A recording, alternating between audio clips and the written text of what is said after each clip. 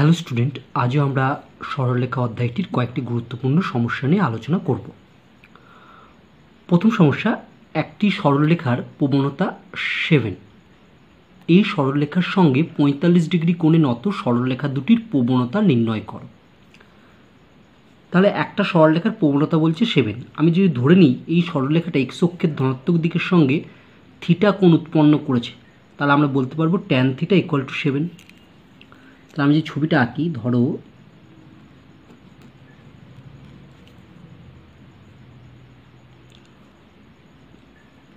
এটা ধরে নিলাম এক্স অক্ষ ও এক্স, ঠিক আছে। তাহলে এই হচ্ছে সরলরেখাটা যেটা এক্স অক্ষের সঙ্গে থিটা কোণ করেছে, ঠিক আছে। তাহলে সরলরেখাটার প্রবণতা কত বলে দিয়েছে? 7। তাহলে আমি ধরছি, দেখো ধরি প্রদত্ত সরলরেখাটি এক্স অক্ষের ধনাত্মক দিকের সঙ্গে থিটা কোণ উৎপন্ন করে। তাহলে অতএব ট্যান থিটা ইকুয়াল টু 7, কারণ এটা থিটা কোণ উৎপন্ন করেছে, মানে এই সরলরেখার প্রবণতা হচ্ছে ট্যান থিটা। তাহলে আমরা পেয়ে গেলাম ট্যান থিটা ইকুয়াল টু 7। এবার দেখো এই সরলরেখাটার সঙ্গে 45 ডিগ্রি কোণে নত সরলরেখা দুটির প্রবণতা।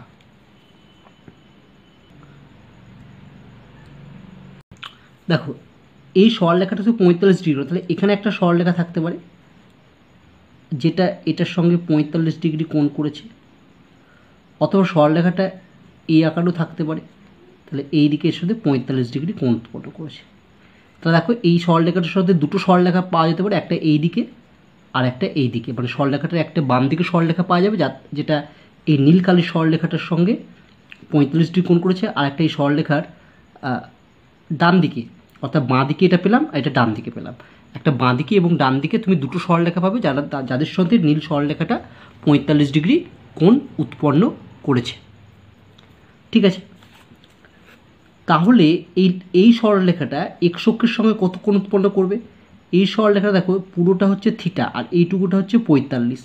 তাহলে এই লাল কালির এই সরলরেখাটা এক্স অক্ষের সঙ্গে কোণ উৎপন্ন করবে হচ্ছে থিটা মাইনাস 45 ডিগ্রি, আর এই সরলরেখাটা এক্স অক্ষের সঙ্গে কত কোণ উৎপন্ন করবে? এইটুকুটা থিটা আর এটা 45, তাহলে পুরোটা হয়ে যাবে কত? এইখান থেকে এইটুকুটা হয়ে যাবে থিটা প্লাস 45 ডিগ্রি হবে, ঠিক আছে।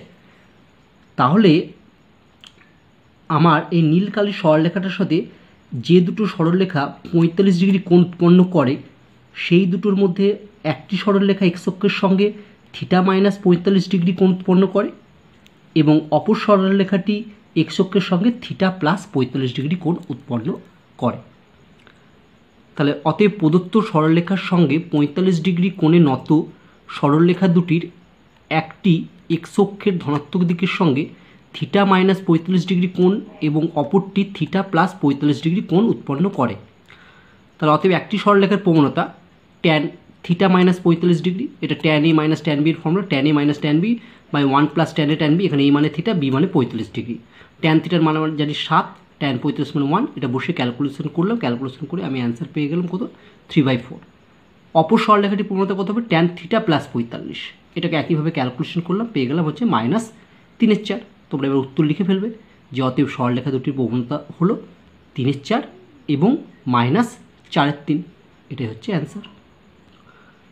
নেক্সট প্রবলেম, 2,7 মাইনাস 6,1 ও 4,-5 বিন্দু তিনটির সংযোগে উৎপন্ন ত্রিভুজের লম্ব বিন্দুর স্থানাঙ্ক নির্ণয় করো।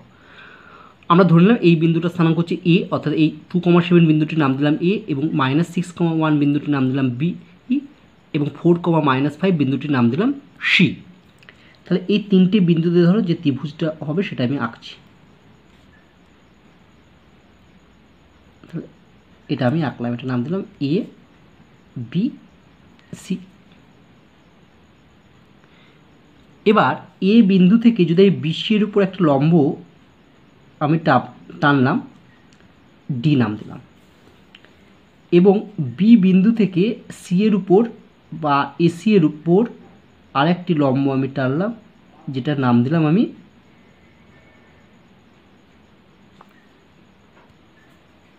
বিই। ঠিক আছে, তাহলে এই লম্ব দুটো যে বিন্দু ছেদ করছে এই বিন্দুটা স্থানাঙ্ক আমাকে নির্ণয় করতে হবে। ঠিক আছে, লম্ব বিন্দুর স্থানাঙ্ক মানে তুমি যদি এই সি থেকে এর উপর একটা লম্ব তোলো, তিনটে লম্ব একটা বিন্দুতে ছেদ করবে সেই বিন্দুটা স্থানাঙ্ক।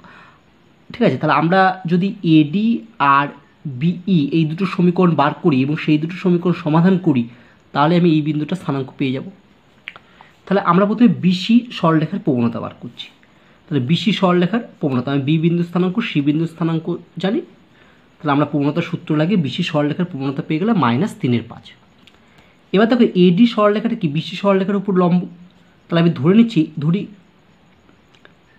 এডি হলো এ বিন্দু থেকে বিসি বাহুর উপর লম্ব। ঠিক আছে, মানে এডিটা হচ্ছে এ বিন্দু থেকে বিসি বাহুর উপর লম্ব এবং এডি সরলরেখার প্রবণতা বা এডি এর প্রবণতা হচ্ছে m1। বিসি এর প্রবণতা কত পেয়েছি -3/5। এডি আর বিসি পরস্পর কি লম্ব, তাহলে এই দুটো প্রবণতার গুণফল কী হবে -1।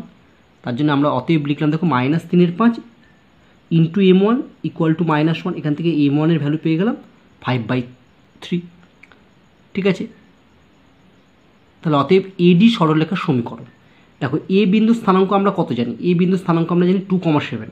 তাহলে আর এডি সরলরেখার প্রবণতা m1, তাহলে লিখলাম y-7/x-2 equal to m1। m1 এর ভ্যালুটি বসলাম, ক্যালকুলেশন করলে আমি পেলাম 5x - 3y ইকুয়াল টু -11। এটা 1 নম্বর নাম দিলাম।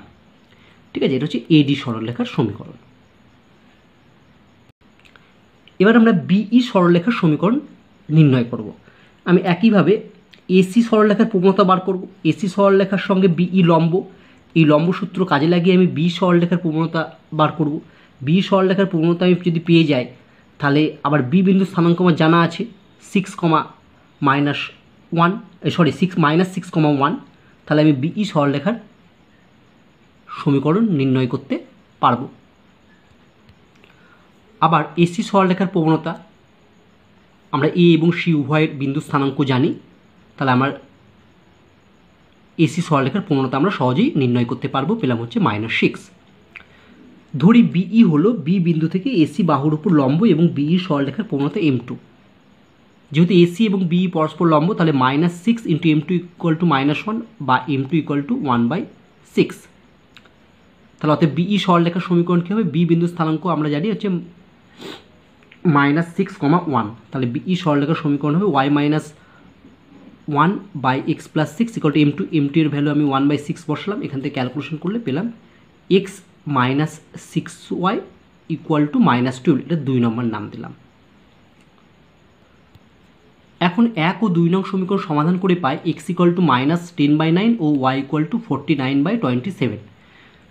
ঠিক আছে, তাহলে এই দুটো সমাধান করলেই আমরা যে মানগুলো পেলাম সেগুলো কোন বিন্দুর স্থানাঙ্ক হবে, সেগুলো হচ্ছে লম্ব বিন্দুটির স্থানাঙ্ক, যেটা আমরা চিত্রে আগে দেখালাম। অতএব উৎপন্ন ত্রিভুজের লম্ব বিন্দুর স্থানাঙ্ক হলো -10/9, 49/27।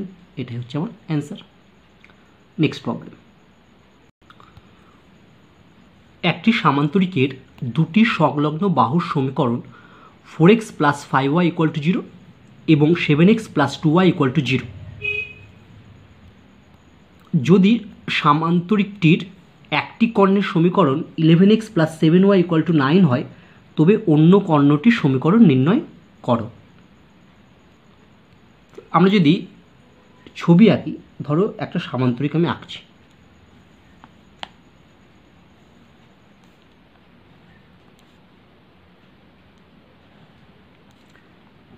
A B C D. ঠিক আছে, এ বি বাহুর সংলগ্ন বাহু দুটি, অর্থাৎ সংলগ্ন এ বি আর এডি, ধরো এই দুটো বাহুর সমীকরণ আমি ধরে নিলাম। এ বি বাহুর সমীকরণ হচ্ছে 4x + 5y = 0। তাহলে এডি বাহুর সমীকরণ হবে 7x + 2y = 0, আমরা ধরে নিলাম। ধরি A B C D সামান্তরিকের A B বাহুর সমীকরণ হচ্ছে 4x + 5y = 0, এটা 1 নম্বর, এবং এডি বাহুর সমীকরণ হচ্ছে 7x + 2y = 0, এটা হচ্ছে 2 নম্বর। যেহেতু 1 নং ও 2 নং সরলরেখা মূল বিন্দুগামী, দেখো এই সরলরেখাটা মূল বিন্দু 0, 0 বিন্দু দিয়ে পাস করেছে, আর এটা হচ্ছে 0, 0 বিন্দু দিয়ে পাস করেছে। তাহলে অতএব এ বিন্দু স্থানাঙ্ক কত হবে 0, 0। যেহেতু দেখো এই দুটো সরলরেখায় এ বিন্দু দিয়ে পাস করেছে, আবার দুটো সরলরেখায় কী দেখছি মূল বিন্দুগামী, তাহলে এ বিন্দু স্থানাঙ্ক হয়ে যাবে কত 0,0। ঠিক আছে, এবার দেখো একটা কর্ণের আমার সমীকরণ কত বলে দেওয়া আছে, যে একটি কর্ণের সমীকরণ 11x + 7y = 9। তাহলে এটা দুটো কর্ণ হয়, একটা হচ্ছে এসি কর্ণ আর একটা হচ্ছে বিডি কর্ণ। দেখো এসি যে কর্ণটা হবে সেটা তো মূল বিন্দুগামী, কিন্তু এখানে যে কর্ণটা দেওয়া আছে সেটা মূল বিন্দুগামী নয়। দেখো কারণ এক্সের মান 0, ওয়াইয়ের মান 0 বসে সমীকরণটা সিদ্ধ হয় না। তাহলে এটা কোন কর্ণের সমীকরণ? এটা এসি কর্ণের সমীকরণ হবে না, এটা হচ্ছে বিডি কর্ণের সমীকরণ। বিডি কর্ণের সমীকরণটা দিয়েছে ধরো 11x + 7y = 9।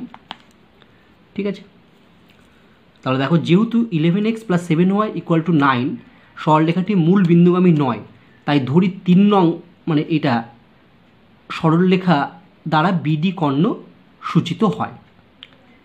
এখন 1 নং ও 3 নং সমীকরণ সমাধান করে পাই। দেখো 1 এবং 3, 1 নং মানে এটা আর 3 নং মানে এটা। দেখো 1 আর 3 সমাধান করলে কোন বিন্দু স্থানাঙ্ক পাবো? বি বিন্দু স্থানাঙ্ক পেয়ে যাব।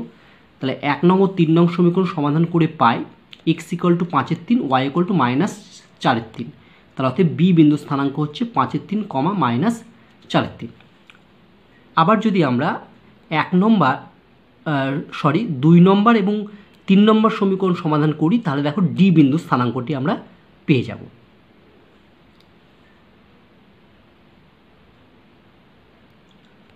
আবার 2 নং ও 3 নং সমীকরণ সমাধান করে পাই x এর মান -2/3, y এর মান 7/3। তাহলে অতএব ডি বিন্দু স্থানাঙ্ক -2/3, 7/3।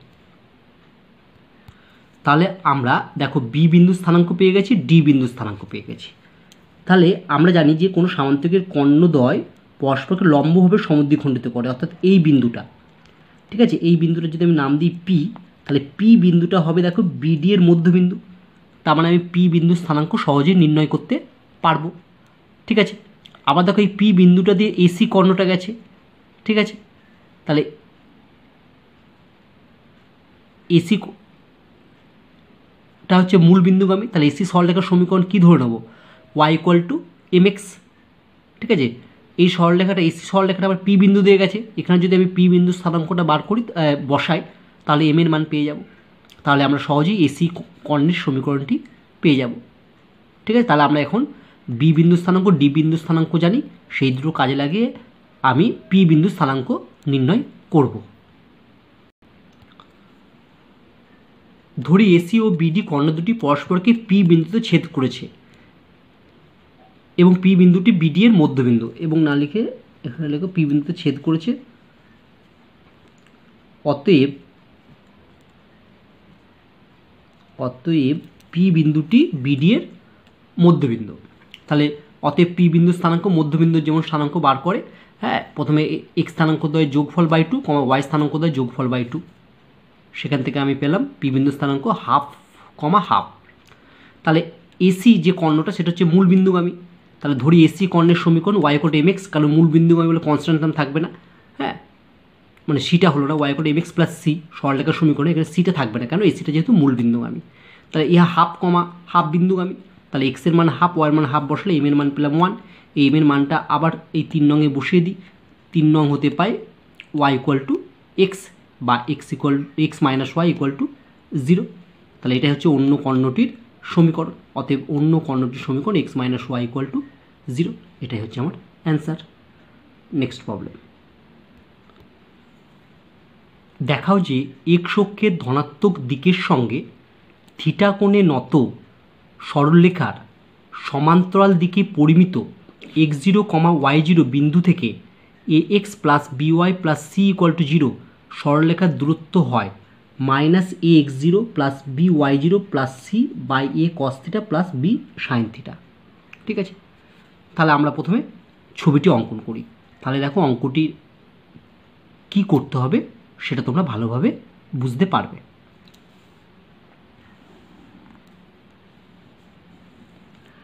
আমরা প্রথমে এক্সিসটা অঙ্কন করলাম, এটা OX, এটা OY। বলছে দেখাও যে এক্স অক্ষের ধনাত্মক দিকের সঙ্গে থিটা কোণে নত সরলরেখার, তাহলে আমি ধরে নিচ্ছি এই একটা সরলরেখা যেটা এক্স অক্ষের সঙ্গে থিটা কোণে নত। এইবার এই সরলরেখাটা সমান্তরাল দিকে পরিমিত x0, y0 বিন্দু থেকে, তাহলে আমি ধরে নিলাম এই বিন্দুটা হচ্ছে x0, y0। তাহলে এবার এই বিন্দুগামী আর এর সমান্তরাল একটা সরলরেখার সমীকরণ আমি টানছি। বিন্দুটা চলে গেল, এইটা ধরো বিন্দুটা x0, y0 আমি ধরলাম। তাহলে এটা যদি সমান্তরাল হয় তাহলে এই সমীকরণটা x অক্ষের সঙ্গে কত কোণ উৎপন্ন করবে? এটাও থিটা কোণ উৎপন্ন করবে। ঠিক আছে, এইবার এই বিন্দুটা থেকে কোন সরলরেখার দূরত্ব বার করতে বলেছে? x plus by plus c। ধরো x প্লাস by প্লাস সিটা হচ্ছে এইরকম একটা সরলরেখা। ঠিক আছে, এটা কোনটা সরলরেখা? x plus by c। ঠিক আছে, এই সরলরেখাটা হচ্ছে যেটা আঁকলাম সেটা হচ্ছে ax plus by plus c equal to 0, এটা। তাহলে এই পি বিন্দু থেকে এই সরলরেখাটার দূরত্ব আমার চেয়েছে। ঠিক আছে, আচ্ছা এই যে x0, y0 বিন্দুগামী এই সরলরেখাটার সমীকরণ আমি কি লিখতে পারি? এই সরলরেখাটার প্রবণতা কত? এই সরলরেখাটার প্রবণতা হচ্ছে দেখো ট্যান থিটা। এই সরলরেখাটার প্রবণতা সমান সমান হচ্ছে ট্যান থিটা। আর এই সরলরেখাটা কোন বিন্দু দিয়ে পাস করেছে? x0, y0। তাহলে দেখো আমরা কি লিখছি, x0, y0 বিন্দুগামী এবং x অক্ষের ধনাত্মক দিকের সঙ্গে থিটা কোণে নত সরলরেখার সমীকরণ। x0, y0 বিন্দু দিয়ে গেছে, তাহলে লিখছি আমি সরলরেখাটার সমীকরণ হবে y minus y0 by x minus x0 equal to প্রবণতা। তাহলে এই সরলরেখাটার প্রবণতা কত? ট্যান থিটা, কারণ এটা x অক্ষের সঙ্গে থিটা কোণ উৎপন্ন করেছে, ট্যান থিটা। দেখো পরের লাইন লিখছি ট্যান থিটাকে sine theta by cos theta, যেটাকে লিখলাম x minus x0 by cos theta equal to y minus y0 by sine theta, বা x minus x0 by cos theta equal to y minus y0 by sine theta equal to r ধরি, এটাকে r ধরে নিলাম। তাহলে দেখো x minus x0 by cos theta equal to r, এখান থেকে আমি x এর মান পাবো। আর একবার যদি লিখি y minus y0 by sine theta equal to r, এখান থেকে আমি y এর মান পাবো, কারণ এইটা থেকে প্রথমটা ইকুয়াল টু r লিখলে সেখান থেকে আমি x এর মান পাবো, দ্বিতীয়টা ইকুয়াল টু r লিখলে সেখান থেকে আমি y এর মান পাবো। সেই দুটো মান আমি এখন নির্ণয় করব। তাহলে অতএব x minus x0 by cos theta equal to r, এখান থেকে পেলাম x equal to x0 plus r cos theta, এবং y minus y0 by sine theta equal to r, সেখান থেকে y সমান সমান পেলাম কত? y0 plus r sine theta. এখন ধরি 1 নং সরলরেখা ও ax plus by plus c equal to 0 সরলরেখার ছেদবিন্দু x0 plus r cos theta, y0 plus r sine theta. চলো আমরা ছবিতে দেখি এই বিন্দুটা আসলে কোন বিন্দুটা। দেখো 1 নং সরলরেখা মানে আমি এটা নাম দিয়েছিলাম, তাই তো?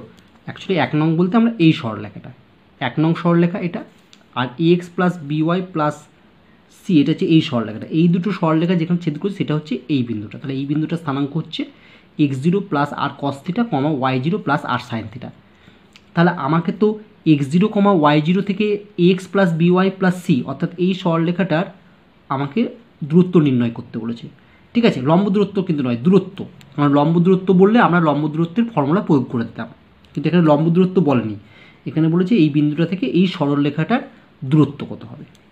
আবার দেখো এই বিন্দুটা এই ax plus by plus c equal to 0 সরলরেখার উপর অবস্থিত।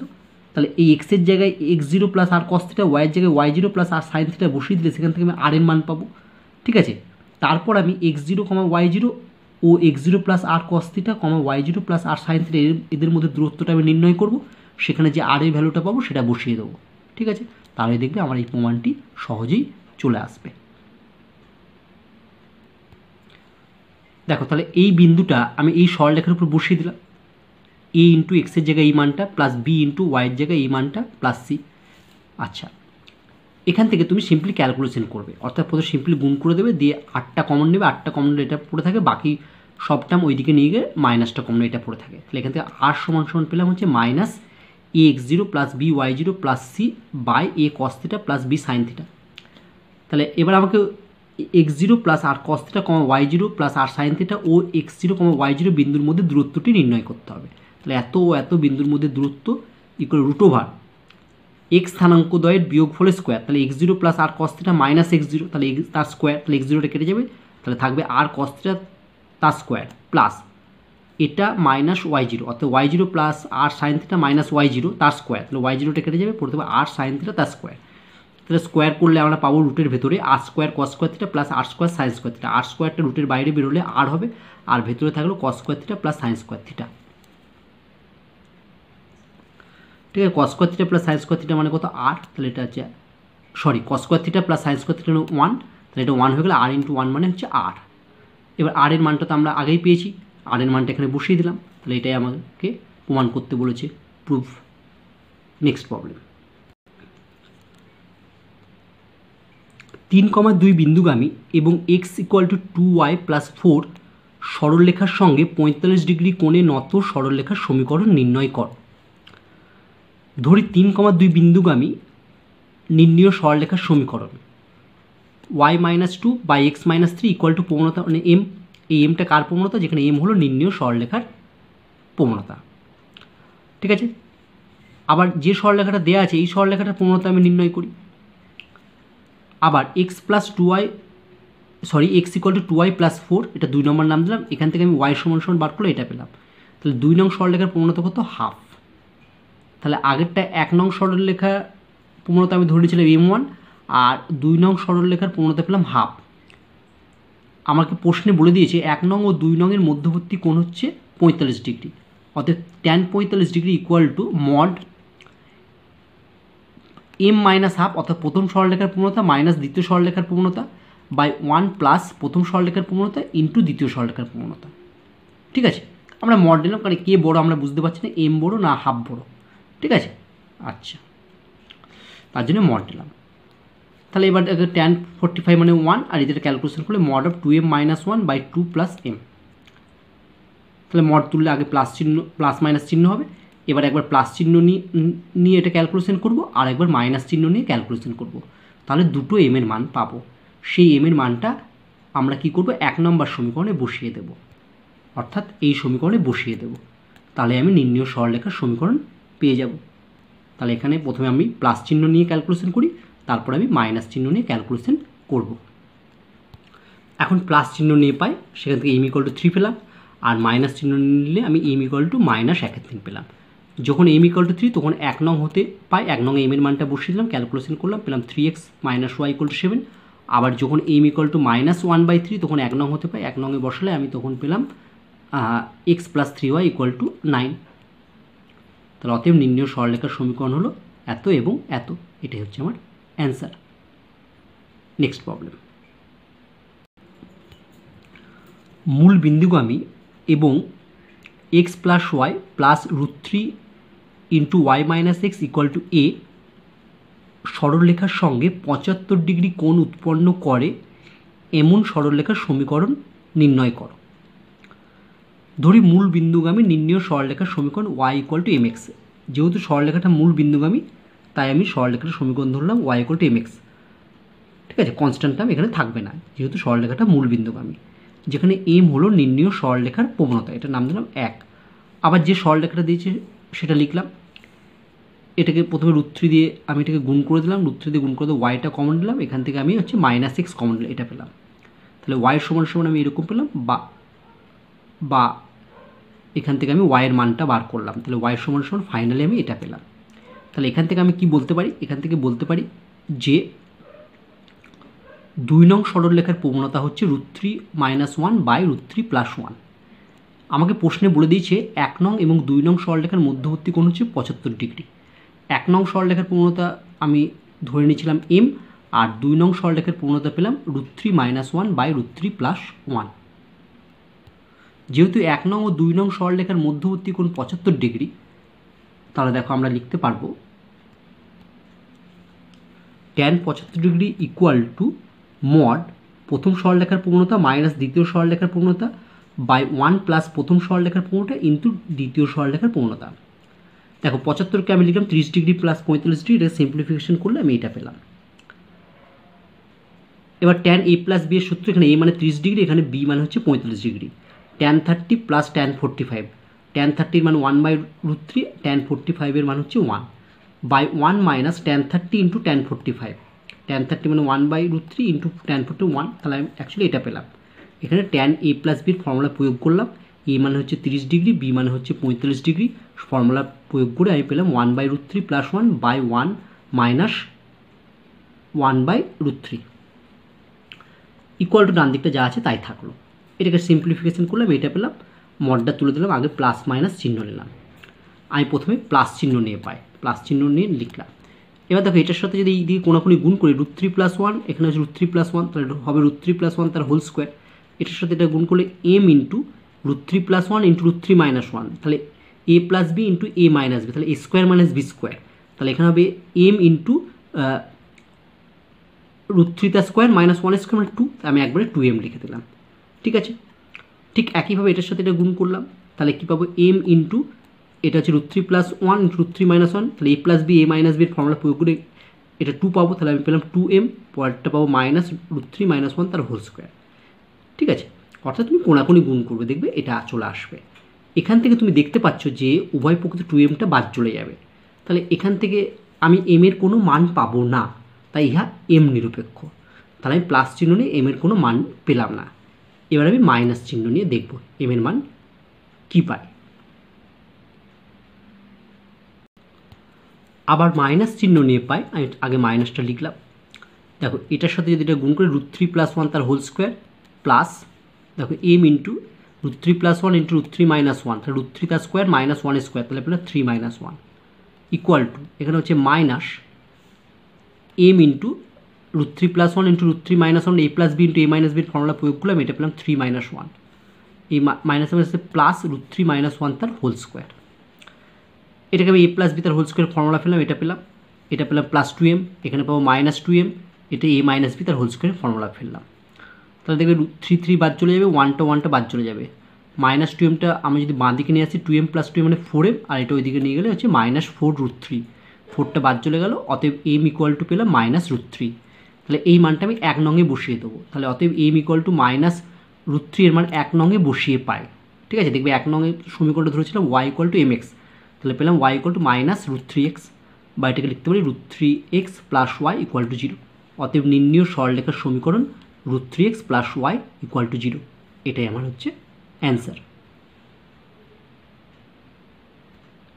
এবার আমরা একটি নোট পড়ব। আমি এখানে দুটো সরলরেখার সমীকরণ লিখেছি। প্রথম সরলরেখাটা হচ্ছে 2x + 3y + 5 ইকুয়াল টু 0, আর দ্বিতীয়টা হচ্ছে 2x + 3y + 7 ইকুয়াল টু 0। তোমরা দেখতে পাচ্ছ সরলরেখা দুটো একই, শুধু ধ্রুবক পদ দুটি আলাদা। তাহলে আমরা বলতে পারি এই সরলরেখা দুটি সমান্তরাল। ঠিক আছে, সরলরেখা দুটো সমান্তরাল, কিন্তু ধ্রুবক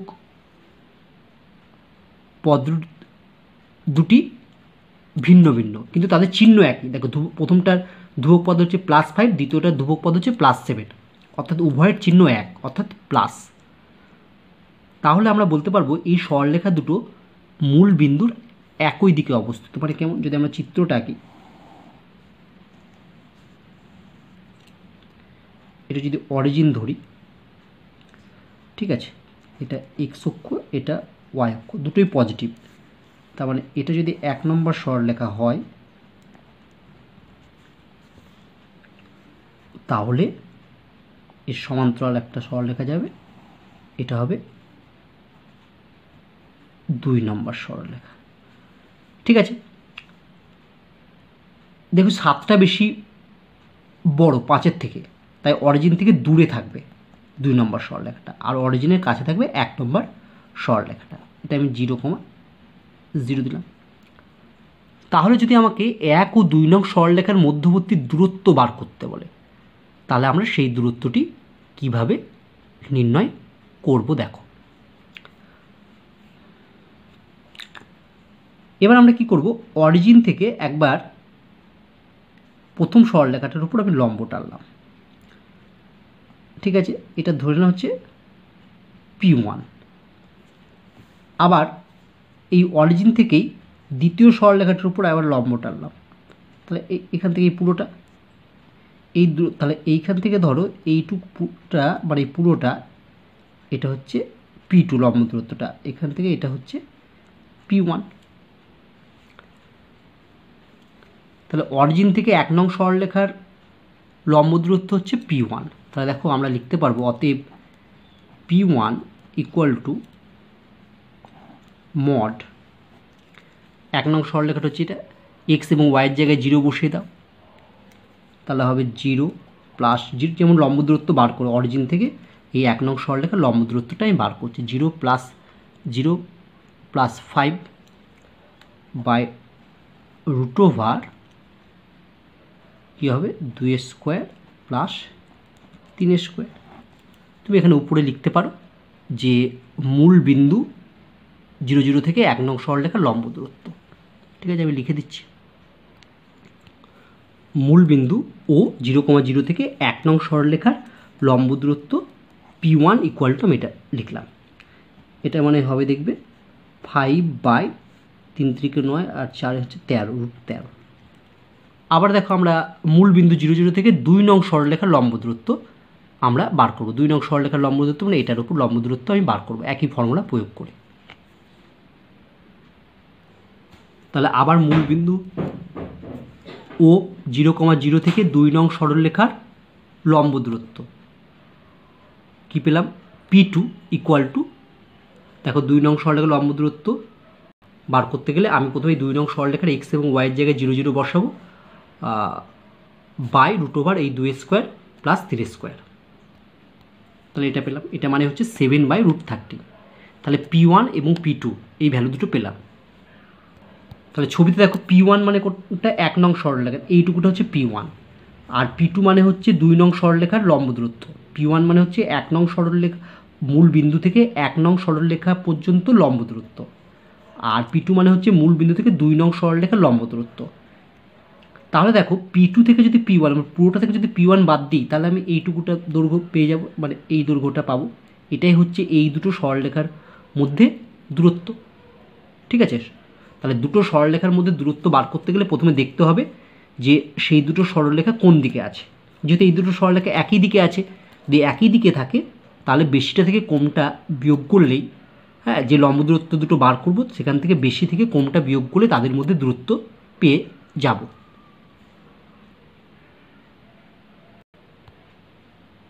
অতএব 1 নং ও 2 নং সরলরেখার মধ্যে দূরত্ব সমান সমান হবে P2 মাইনাস P1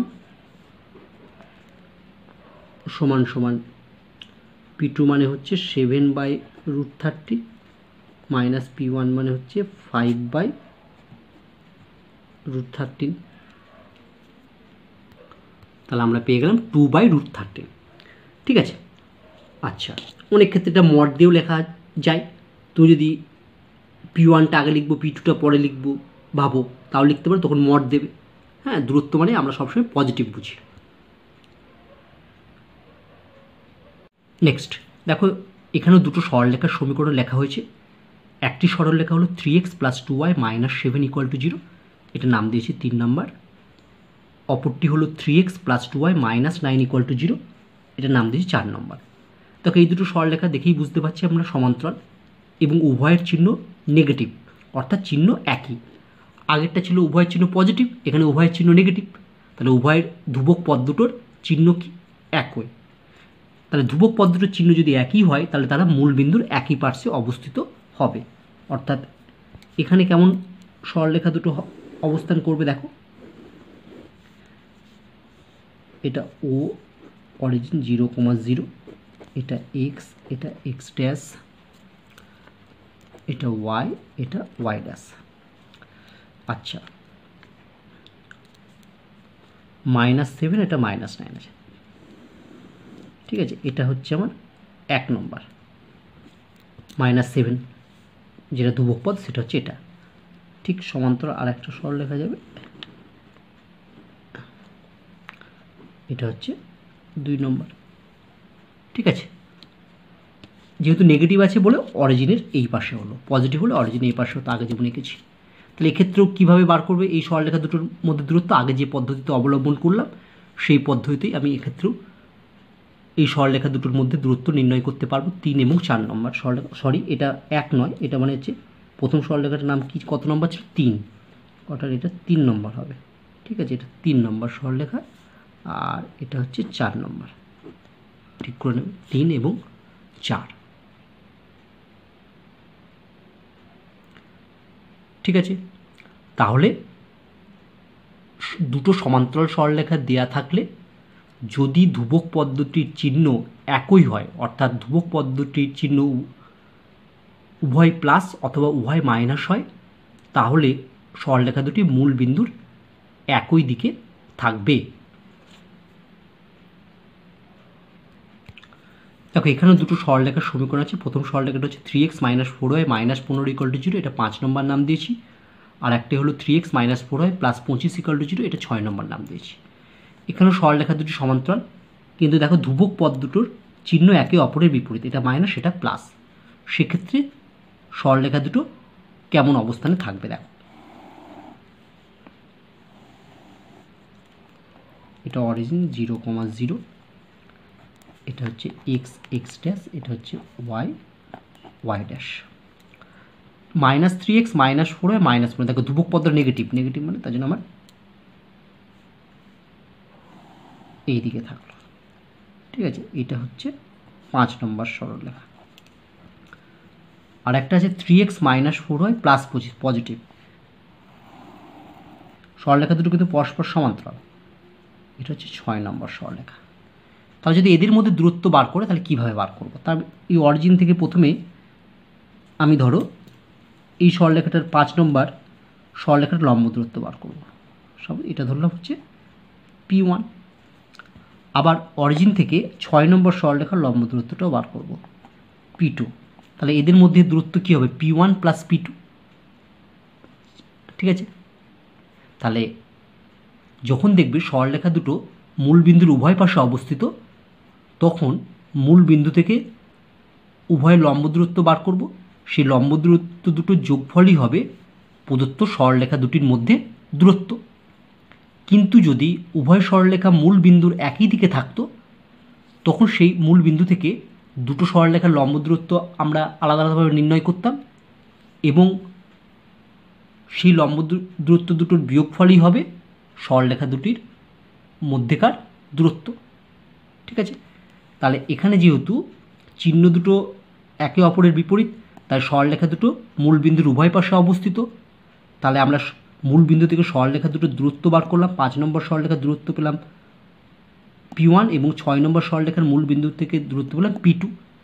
তাহলে এদের মধ্যে দূরত্ব, অর্থাৎ 5 নম্বর এবং 6 নম্বর সরলরেখার মধ্যে দূরত্ব কত হবে? P1 + P2। অতএব মূল বিন্দু 0, 0 থেকে 5 নং সরলরেখার লম্ব দূরত্ব P1 = আমরা ক্যালকুলেশন করলাম। ঠিক আছে, আমরা পেলাম 15/5 মানে হচ্ছে 3, এবং মূল বিন্দু ও 0, 0 থেকে 6 নং সরলরেখার লম্ব দূরত্ব P2 সমান পেলাম হচ্ছে 5। ঠিক আছে, তাহলে 5 ও 6 নং সরলরেখার মধ্যবর্তী দূরত্ব কত হবে, বা লম্ব দূরত্ব কত হবে? হ্যাঁ, তাদের মধ্যকার দূরত্ব মানেই লম্ব দূরত্ব P1 + P2। তাহলে হবে 5 + 3 = হচ্ছে 8। তাহলে অতএব 5 নং ও 6 নং সরলরেখার মধ্যে দূরত্ব বা লম্ব দূরত্ব P1 + P2 সমান 3 + 5 = 8 একক। ঠিক আছে, তাহলে আমরা এখন নোটের মাধ্যমে শিখলাম যে দুটো সরলরেখা মধ্যে, অর্থাৎ দুটো সমান্তরাল সরলরেখার মধ্যে দূরত্ব বা লম্ব দূরত্ব কিভাবে নির্ণয় করা যাবে। তাহলে দেখো আমরা বলতে পারি দুটি সমান্তরাল সরলরেখা মূল বিন্দুর একই পাশে অবস্থিত হবে যদি ধ্রুবক পদ দুটি একই চিহ্ন যুক্ত হয়, অর্থাৎ ধ্রুবক পদ দুটি উভয় ধনাত্মক বা ঋণাত্মক হতে হবে। অর্থাৎ দুটো সরলরেখা মূল বিন্দুর একই পার্শ্বে অবস্থান করবে যদি সরলরেখা দুটোর কনস্ট্যান্ট টার্ম দুটির চিহ্ন একই থাকে। আবার দুটি সমান্তরাল সরলরেখা মূল বিন্দুর উভয় পাশে অবস্থিত হবে যদি ধ্রুবক পদ দুটি বিপরীত চিহ্নযুক্ত হয়, অর্থাৎ ধ্রুবক পদ দুটির একটি চিহ্ন যদি ঋণাত্মক হলে অপরটি ধনাত্মক হবে, বা একটি ধনাত্মক হলে অপরটি ঋণাত্মক হবে। ঠিক আছে, অর্থাৎ আমরা বলতে পারি যে দুটো সমান্তরাল সরলরেখার কনস্ট্যান্ট টার্ম দুটির চিহ্ন যদি একে অপরের বিপরীত হয়, অর্থাৎ একটি পজিটিভ হলে অপরটি নেগেটিভ হয়, বা ধ্রুবক পদ দুটির একটির চিহ্ন নেগেটিভ হলে অপরটি পজিটিভ হয়, তাহলে আমরা বলতে পারবো সরলরেখা দুটি মূল বিন্দুর উভয় পার্শ্বে অবস্থিত। তাহলে আজকে আমাদের এই পর্যন্তই থাকলো। আশা করি আজকের সমস্যাগুলো তোমরা ভালোভাবে বুঝতে পেরেছো। নেক্সট ক্লাসে আমরা আরও অন্যান্য ধরনের সমস্যা নিয়ে আলোচনা করব। সবাই ভালো থেকো।